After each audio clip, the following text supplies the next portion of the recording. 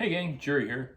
In today's video, I'm going to show you an easy fix to a problem that I ran into on my Ender 3. Now, I just recently purchased this 3D printer. It's the very first one I've ever owned.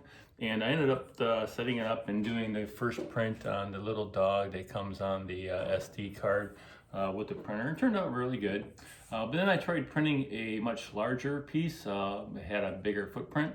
And I noticed right off the bat that I was having an issue. And the issue that I found is the bed actually has quite a bit of movement or wobble on the bed. But it's going to be an easy fix, and I'm going to show you how to do that. What I'll do is I'll set the camera up and show you a detailed view, exactly what's going on and how to fix it. So stay tuned.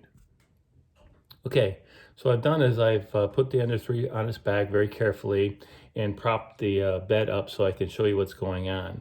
And what's going on here is the plate rides on this rail and is supported by 4 rollers. Now these 2 rollers on this side just have a spacer and a pin, but the 2 rollers on this side actually have an eccentric hex key. And what you can do is you can actually turn that hex key and actually tighten up or take out the wobble or the play within the plate. It's very easy to do that.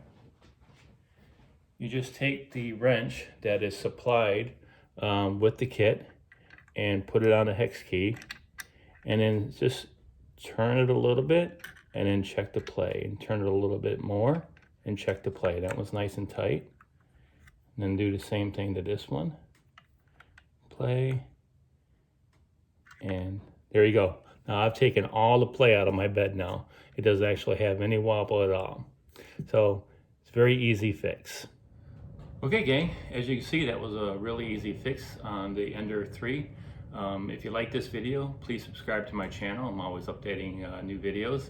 Hit that thumbs up button and click on the bell so you never miss a new upload.